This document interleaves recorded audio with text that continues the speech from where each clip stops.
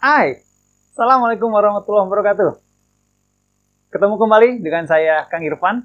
Dalam Ngawangkong, kita diskusi hal-hal ringan saja di dalam ilmu transportasi.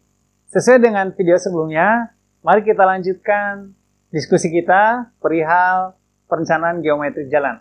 Di pertemuan kemarin, kita bicara kriteria desain, maka di pertemuan kedua, sesuai dengan agenda kita diskusikan tentang penentuan koridor. Kenapa penentuan koridornya perlu? Karena di dalam melakukan desain, sebelum kita melakukan desain lebih detail, kita harus tetapkan dulu koridor. Terutama ini untuk jalan baru. Titik mana, lokasi mana yang akan dilalui oleh koridor ini. Ada hal penting yang perlu teman-teman ingat. Penentuan koridor ini harus sudah ditetapkan di saat feasibility study atau di dalam saat studi kelayakan. Nah, biasanya teman-teman engineer memberikan saran 3 rute untuk dipilih oleh para pemangku kebijakan. Tentunya pemilihan ini kemudian akan didiskusikan, melihat advantage dan disadvantage di dalam bentuk matrik agar dipilih rute terbaik. Nah, sebelum sampai ke rute, maka kita harus menganalisa koridornya. Baik, para insan mereka belajar, mari kita lihat apa itu yang dimaksud dengan koridor. Penentuan koridor ditentukan pada tahap studi kelayakan ketika sejumlah desain alignment dapat dikaji menggunakan informasi yang tersedia dan sudah digabungkan dalam peta topografi yang meliputi topografi itu sendiri, termasuk di dalamnya tentunya adalah kontur, geologi, tata guna lahan, termasuk daerah yang sudah terbangun, cuaca, di dalamnya ada curah hujan atau kawasan banjir, kemudian lingkungan, budaya, dan populasi. Dalam menetapkan alignment tersebut, desainer atau engineer harus mempertimbangkan topografi, khususnya kelandaian memanjang jalan. Daerah pegunungan kah, daerah berbukit kah, atau malah daerah datar. Memperhatikan aliran air, serta informasi-informasi lain, termasuk informasi geologi, tanah lunak, dan estimasi kondisi existing untuk menghindari longsoran. Karena tidak sedikit, begitu kita bangun jalan baru, justru potensi longsoran semakin tinggi. Di dalamnya potensi longsoran itu tentu kita juga harus memperhatikan penggalian dan penimbunan dalam membentuk alignment horizontal dan vertikal. Nah, faktor-faktor yang harus dipertimbangkan dalam penetapan lokasi ini dari setiap daerah yang rawan terhadap perubahan lingkungan, perubahan budaya, sebaran penduduk, dan tata guna lahan, banyak sekali hal yang harus kita perhatikan. Faktor-faktor tersebut kemudian dikombinasi dengan informasi tentang VD yang sudah kita bahas di pertemuan sebelumnya. Klasifikasi jalan, volume lalu lintas, hasil penetapan kriteria desain geometrik jalan dalam proses pemilihan elemen, sehingga mempertimbangkan kriteria utama dan kriteria teknis lainnya, para insan mereka belajar mendapatkan desain yang efektif, efisien, dan ekonomis. Para insan mereka belajar, mari kita mulai tentang kajian koridor. Keluaran dari evaluasi medan berupa suatu laporan harus dapat mengidentifikasi kelebihan dan kekurangan dari elemen yang akan dipilih dari koridor yang telah ditetapkan. Nah, analisa ini harus memenuhi 3 syarat, paling sedikit ya. Yang pertama adalah daerah yang dipertimbangkan betul-betul mempengaruhi desain jalan tersebut. Jadi jangan kita melakukan analisa koridor yang tidak ada hubungannya gitu. Berapa jauh sih jarak yang akan mempengaruhi? Tentu ada kajian-kajian, nanti insya Allah kita sedikit singgung. Yang kedua, sekurang-kurangnya kajian meliputi 3 alternatif. Jadi harus memberikan 3 pilihan koridor. Yang terakhir adalah mengidentifikasi semua jenis guna lahan atau semua jenis tata guna lahan di dalam koridor tersebut. Jadi harus diperhatikan apakah itu daerah ekonomi industri, apakah itu daerah sawah, kebun, hutan, atau daerah perumahan. Jadi betul-betul harus diungkap di dalam studi koridor ini. Nah, di dalam melakukan studi koridor ada beberapa pertimbangan ya. Apa saja pertimbangan? Yang pertama, daerah rawan gempa bumi. Sebagaimana para insan mereka belajar ketahui bahwa Indonesia ini sangat rentan terhadap gempa bumi. Identifikasi apakah koridor berada dalam zona gempa bumi perlu dilakukan, sangat perlu dilakukan. Karena hal ini harus diperhitungkan dalam desain bangunan, terutama seperti jembatan, terowongan, struktur, drainase utama, dan hal-hal lain yang memang sangat berhubungan erat dengan kegempaan. Juga di dalam menentukan elemen perlu mempertimbangkan potensi tanah longsor. Karena gempa bumi ini mungkin waktu gempa tidak ada longsor, tapi setelah itu potensi longsor cukup tinggi. Seperti tempat 3 tahun terakhir ini saya mencoba belajar bekerja, itu di daerah Palu, Sigi, dan Donggala. gempanya terjadi 2018 gitu kan, tapi longsor sampai sekarang masih terus berlangsung. Nah ini ya, kondisi ini harus lebih baik ya melakukan analisa koridor ini, sehingga hasil analisa ini dapat menghindari daerah-daerah yang diketahui terdapat patahan bumi, di mana area tersebut sangat rentan bergeser. Kalau di Palu ada namanya sesar Palu Koro. Jadi para insan mereka belajar harus memperhatikan, karena di setiap daerah di Indonesia ini memiliki sesar-sesar tersendiri. Terutama di dalam menentukan lokasi bangunan struktur, sesar ini betul-betul harus diperhatikan, jangan diabaikan ya, karena bisa membahayakan bangunan struktur yang akan dibangun kelak. Salah satu dokumen yang dapat diacu di Indonesia ini adalah peta gempa Indonesia. Jadi teman-teman, para insan mereka belajar, tolong dibuka kembali peta gempa Indonesia. Yang kedua, selain daerah rawan gempa, kita juga harus memperhatikan sungai dan daerah aliran sungai yang ada. Jadi para desainer, para insan mereka belajar, para engineer harus melakukan identifikasi terhadap semua sungai dan daerah aliran sungai dalam koridor yang akan dilewati oleh jalan tersebut. Hal ini dapat dilakukan dengan menggunakan foto udara, peta, serta kunjungan lapangan. Identifikasi ini juga meliputi apakah sungai atau kali mengalir atau berupa sungai kali yang kering. Jadi kalau mungkin teman-teman yang berada di Pulau Jawa, tidak banyak sungai yang bisa kita lihat sebagai sungai periodikal atau temporari. Di saat tidak ada hujan, kering gitu kan. Tapi di saat hujan, wah airnya melimpah. Nah ini terjadi di Sulawesi misalnya. Jadi banyak sekali kita bangun jembatan, di bawahnya nggak ada air. Tapi begitu ada hujan, ada banjir luar biasa. Kondisi debit airnya. Nah, informasi mengenai daerah aliran sungai ini harus benar-benar akurat, karena akan berdampak langsung terhadap ukuran dan panjang bentang jembatan yang melintasi sungai dan akan mempengaruhi biayanya. Untuk sungai dan daerah aliran sungai yang mempunyai aliran banjir tinggi, elemen aliran sungai dan ke dalam air mungkin bisa berubah seiring waktu, sehingga berpotensi menyebabkan penggurusan atau di dalam bahasa teknisnya scoring. Jadi scoring itu adalah penggurusan struktur jembatan.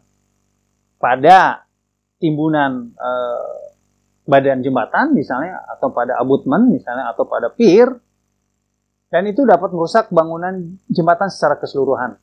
Nah, sehingga para desainer harus menghindar perlintasan sungai pada lokasi ini, agar terhindar dari desain dengan solusi mahal dan masalah pemeliharaan di masa akan datang. Jadi hindarilah daerah-daerah yang scoringnya tinggi ya. Scoring tetap mungkin ada ya kalau air bergerak gitu, tapi hindari yang potensi lebih tinggi. Biasanya dibelokkan gitu. Jauhilah belokan-belokan seperti itu dengan arus yang terus.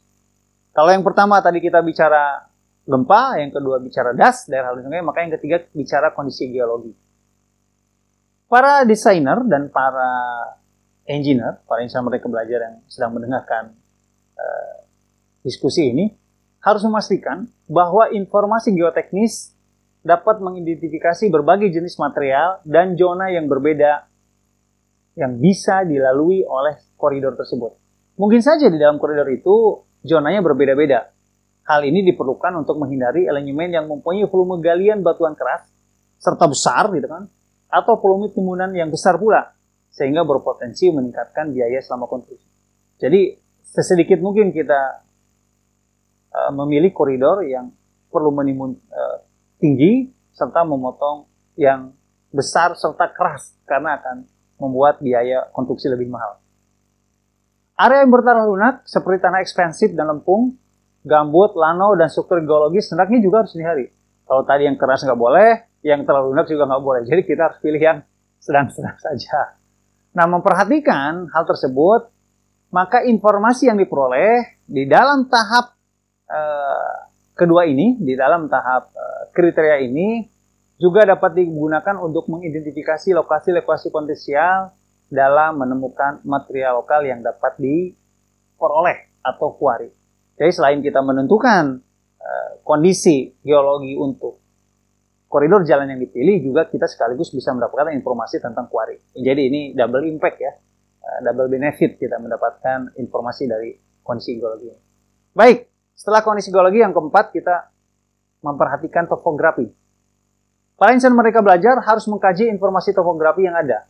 Ini untuk menentukan fitur-fitur utama dalam sepanjang koridor jalan, terutama bentuk perbukitan dan lembah, serta sudut kelandaian Sudut kelandaian memanjang ya, lebih tepatnya. Jadi sudut kelandaian memanjang untuk mendapatkan kelandaian optimal. Hal ini untuk mengetahui berapa timbunan tanahnya, berapa galian tanahnya, untuk meminimalkan biaya konstruksi. Penetapan kelandaian memanjang juga memungkinkan para insan Merdeka Belajar untuk mengkaji ulang elemen sehubungan dengan penggunaan kemiringan lereng samping jalan. Nah, jadi para insan Merdeka Belajar banyak manfaat dari topografi ini. Sehingga dari data topografi yang ada dapat menetapkan geometri horizontal dan vertikal sekaligus, sehingga terdapat keseimbangan jumlah galian dan timbunan. Jadi ujung-ujungnya ini sebenarnya ke pembiayaan. Jadi topografi itu akhirnya akan sangat mempengaruhi data yang berujung pada efisiensi penggunaan biaya pelaksanaan. Setelah topografi, yang kelima ada namanya kondisi iklim. Pada daerah bercurah hujan tinggi, para desainer, para insan Merdeka Belajar harus hati-hati mempertimbangkan desain drainase. Hal ini meliputi penggunaan kemiringan melintang jalan yang kita sepakati 3% dan rotasi super elevasi yang mendukung pengaliran air dari permukaan jalan ke aliran drainase. Sehingga aliran drainase dapat menampung seluruh air permukaan yang jatuh di permukaan jalan. Ini penting ya teman-teman, karena nanti ujungnya akan menghitung struktur utama drainase, gorong-gorong, jembatan, box culvert, dan lain sebagainya. Ini penting karena akan mempengaruhi umur jalan juga. Terakhir, para insan Merdeka Belajar, setelah kondisi iklim, maka kita harus memperhatikan vegetasi. Apa vegetasi itu? Nah, ini para insan Merdeka Belajar, kadang-kadang kita abai dengan masalah tanaman. Kenapa? Karena kita selalu berpikir bahwa membangun jalan adalah bangunan fisik gitu, sehingga kita tidak memperhatikan vegetasi. Padahal vegetasi ini harus diidentifikasi, meliputi berbagai zona habitat tumbuhan dan satwa liar yang mungkin ada di sepanjang koridor. Hal ini bisa meliputi rawa, padang rumput, hutan, kawasan lindung seperti padang rumput yang signifikan, hutan lindung, zona habitat satwa yang dilindungi, dan lain sebagainya. Sebagai contoh ya, teman-teman mungkin ingat waktu pemerintah membangun jalan tol Sumatera. Sebagaimana kita ketahui, di Lampung itu ada kawasan gajah yang terpotong. Mau tidak mau, karena kawasan gajah itu termasuk daerah yang kita utamakan untuk hidupnya gajah, maka setelah dibangun jalan tol itu, didesainnya kita siapkan terowongan yang menghubungkan sisi kanan dan sisi kiri. Sehingga habitat gajah tidak terganggu, karena gajah ini kan perlu migrasi. Mungkin di bulan-bulan tertentu di sini tidak ada air, di tempat lain ada air, dia harus menyeberang. Nah, alhamdulillah ya, gajahnya juga paham, jadi setelah dibangun jalan tol, gajah-gajah tersebut tetap menggunakan terowongan yang sudah disiapkan. Ya tentu untuk menetapkan lokasi terowongan itu kita harus melakukan analisa vegetasi, ya, analisa lingkungan di sini. Jadi mengetahui mana jalur bergeraknya hewan tersebut. Nah, baik para insan Merdeka Belajar, jadi untuk studi kelayakan, studi koridor, bahkan DED yang nanti akan kita lakukan, kajian terhadap kondisi medan terdiri dari perolehan informasi dan menghubungkan informasi tersebut pada suatu peta, atau lebih kita sering sebut dengan overlaying ya. Hal ini biasanya melibatkan sejumlah iterasi. Dicoba-coba terus ya, sehingga didapatkan overlaying yang optimal. Sehingga semakin detail informasi yang terdapat, maka semakin baik desain yang kita dapatkan. Nah, untuk mendapatkan informasi yang baik ini, kita harus memperhatikan beberapa hal. Salah satunya adalah daerah penyelidikan. Luas daerah penyelidikan dapat diperbesar atau diperkecil, tergantung luas daerah yang mempengaruhi proses pemilihan rute. Nah, ini sebagai contoh misalnya ya. Mungkin teman-teman bisa dilihat di layar sini. Jadi, di sini ada misalnya ada kawasan aliran sungai, kawasan irigasi, atau kawasan sawah ya, atau kawasan industri lainnya. Nah, maka sangat disarankan kita memperluas wilayah studi, katakanlah di dalam radius 50 km.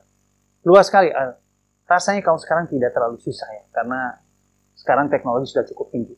Ya, teman-teman bisa menggunakan foto satelit, bisa menggunakan, saya sebut merek ya, Google Earth misalnya, atau menggunakan peta yang disiapkan oleh pemerintah Republik Indonesia yang tinggal kita minta ya. Nah, ini luasan kawasan yang bisa kita analisa, semakin lebar, semakin jauh, semakin baik. Tapi ya tentunya juga harus memperhatikan efisiensi ya, karena pastinya di dalam melakukan desain dibatasi oleh waktu. Selanjutnya selain wilayah studi, kita juga harus memperhatikan kaidah-kaidah pengumpulan data. Jadi data dapat dikumpulkan dari sejumlah sumber data, seperti laporan, peta topografi, peta geologi, Peta-peta tersebut minimal harus berskala 1:100.000. Sedangkan untuk foto udara dan star satelit dapat dilakukan overlay kemudian ya. Jika terdapat kondisi-kondisi untuk perbaikan dan pemilihan rute, maka skala standar foto udara dan foto satelit yang digunakan yang optimal adalah sekitar 1:5.000. Itu dari kaidah pengumpulan data. Sedangkan kaidah-kaidah kajian overlay, yaitu area facet, yaitu untuk bagian dari kajian koridor, jadi kajian overlay untuk kajian koridor, maka sejumlah informasi yang di-overlay dimaksudkan untuk menghasilkan rincian karakteristik medan yang meliputi paling tidak 7 peta informasi yang digabungkan. Saya sampaikan mungkin ya, ada 7. Yang pertama topografi, yang kedua tata guna lahan, yang ketiga lingkungan, yang keempat geologis, yang kelima hidrologis. Apa hidrologis? Merincikan semua sungai dan daerah aliran sungai dan dataran banjir. Itu hidrologis. Kemudian iklim, teman-teman tahu semua. Yang terakhir adalah sosial. Jadi ada 7 ya teman-teman untuk peta overlay di dalam koridor ini. Semua harus ada. Ini sebagai tantangan untuk para insan mereka belajar di dalam menyusun dokumen koridor yang baik. Ingat sekali lagi, analisa koridor ini ada di tahapan feasibility study. Dengan berapa alternatif? 3 alternatif. Baik, para insan mereka belajar, cukup sampai sini dulu. Terima kasih. Tetap belajar, tetap semangat, dan tetap barokah. Assalamualaikum warahmatullahi wabarakatuh.